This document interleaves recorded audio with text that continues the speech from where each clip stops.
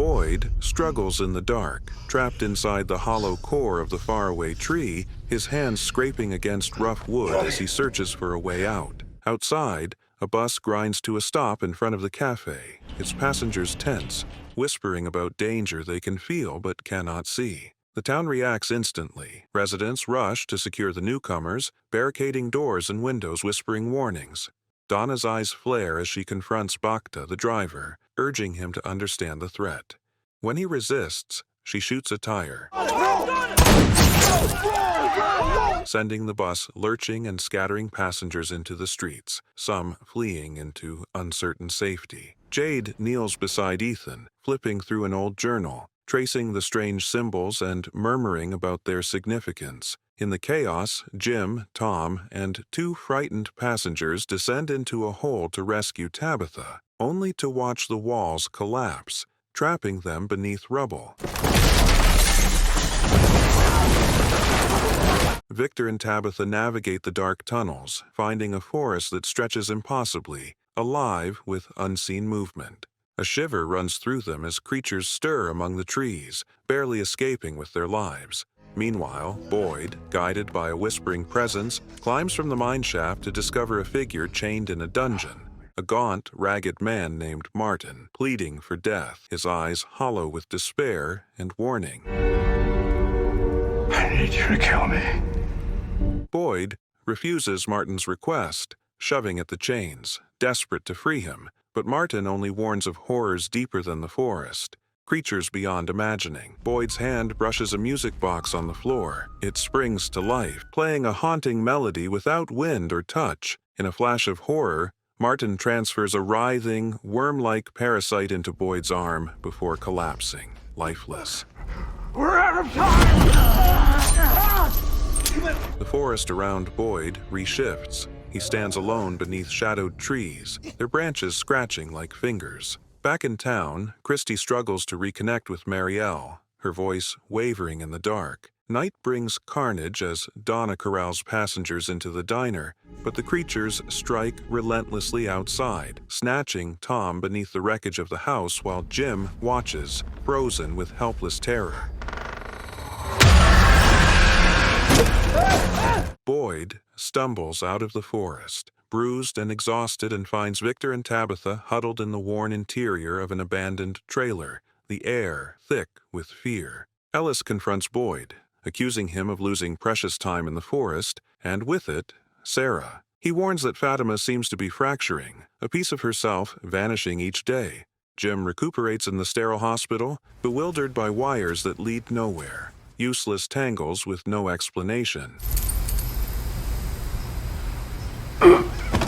Boyd tries to mediate tension among the passengers, now relocated to Colony House, but mistrust festers like a wound. Kenny inspects the traps while Ellis picks flowers, discovering Kelly, impaled cruelly on a tree, one rod missing, one life hanging by threads.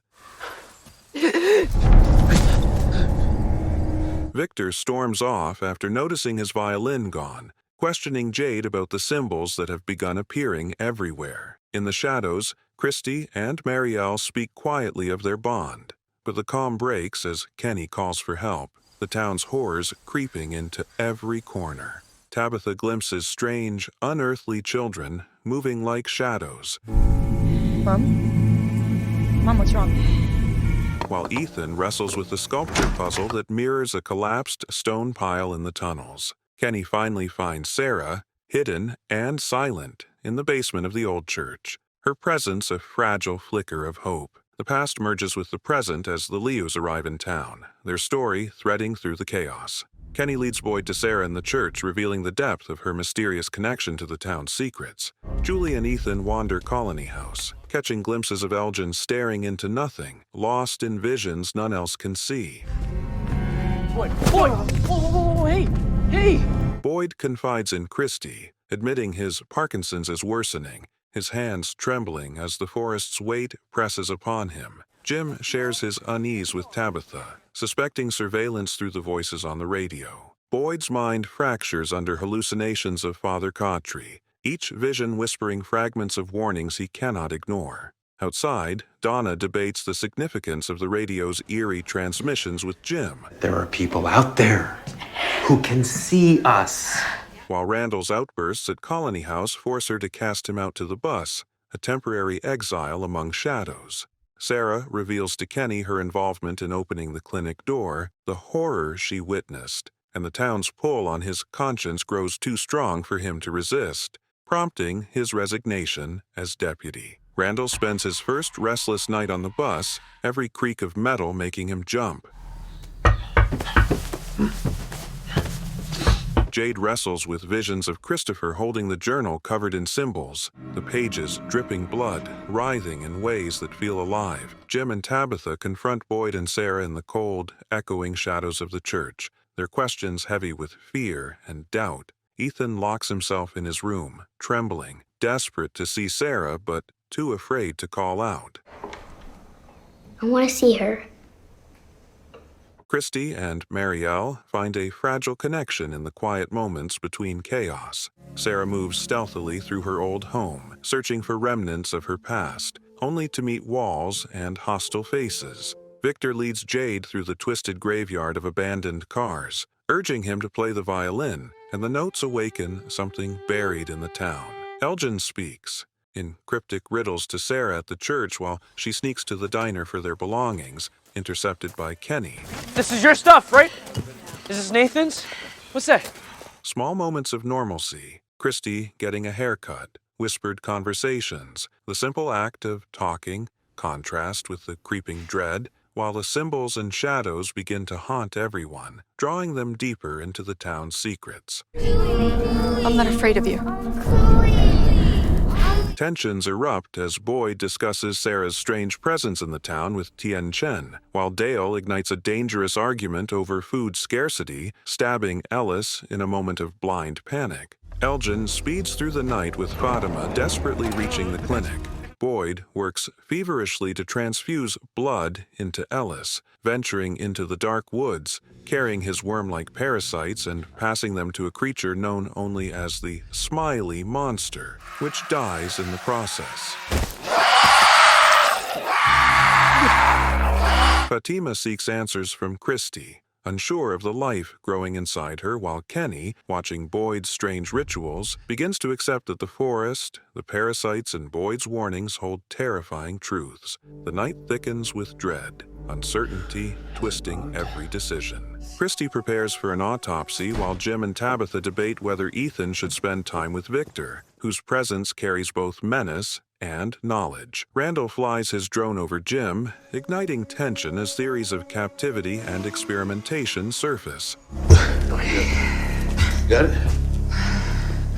Victor's cruelty tests Ethan, reminding him that danger lurks everywhere, while Jim attempts to reason with Randall about the town's hidden purpose. Marielle begins the painful pull of withdrawal, the town's grip manifesting in her body. Jade confesses his visions to Tabitha, the weight of their hallucinations drawing everyone into suspicion. You know, it's a bar, right? You don't have to knock. Music boxes play through dreams and the waking world alike, monstrous figures rising from memories, while secrets of fertility, monsters' insides, and buried truths tangle in each resident's fragile mind. Each revelation brings more questions than answers, threading everyone into the town's shifting labyrinth. Kenny wakes to the shrill ringing of a phantom phone. When he answers, a voice chants of theft and imprisonment, and his mind fills with the crawling, chittering forms of cicada-like creatures emerging from the most mundane corners of the house. Randall fans the seeds of paranoia, whispering that the townspeople themselves might be conspirators in their entrapment. Tabitha shows Jade the tunnel of symbols and chanting children, but Victor remains evasive, hinting that answers come at a terrible cost. Boyd and Kenny burn the body of a monster in the basement, discovering no bugs inside, yet the terror remains. This feels different. I know. Victor drags Tabitha through the car graveyard, uncovering symbols tied to his past trauma and a vision of a tower where children are held. Outside, the town reacts to unseen horrors. Reggie screams as the cicadas emerge, while Jim finds Donna tied in the forest. Randall's schemes leaving fresh scars. Randall, what the New plan. The cicada's deadly reach becomes clear as Boyd and Kenny discover that Reggie's wife was killed in her sleep, her last words echoing the voice of the town. They touch, they break, they steal. No one here is free. Boyd rallies the residents, urging them to stay awake, heightening tension as Randall confronts Jim with a knife, testing loyalties. Sarah is hidden in the sheriff's station while Boyd, Donna, and Jim face relentless attacks from creatures in the forest, only stopped when the music box plays through the radio. Randall panics, smashing the RV window and fleeing, meeting a grisly end at the swarm of cicadas. Withdrawal, hallucinations, and creeping nightmares claim Marielle and Julie, leaving the residents on the edge of despair, and a cryptic warning from the boy in white suggests more horrors are yet to come. Donna tends to Randall, still comatose, as Sarah confronts Boyd, blaming him for unleashing the entity and demanding the music box's destruction. Boyd, guided by determination, returns to the dungeon to find Julie, Marielle, and Randall chained, suffering under an invisible torment. Ignoring the vision of Abby warning him against action, Boyd smashes the music box, breaking the spell and releasing the prisoners from their comas, seemingly ending the immediate threat. Yet the town's mysteries remain. Jade witnesses 7 children chanting at a tunnel ceiling. Victor leads Tabitha to a tree that teleports her to a tower, and she faces the boy in white, who cryptically tells her this is the only way, before pushing her from the window. Tabitha awakens days later on the side of a trail, the outside world reclaiming her, but the echoes of the town linger. And that's how Season 2 closes. The town's shadows still lingering in every corner, its secrets far from solved, and its horrors waiting just beyond sight. Will Boyd, Sarah, and the others survive what comes next? Or will the forest finally claim them all? Make sure to like, subscribe, and hit the notification bell so you don't miss a single twist when Season 3 begins. Because in this town, nothing is ever truly over.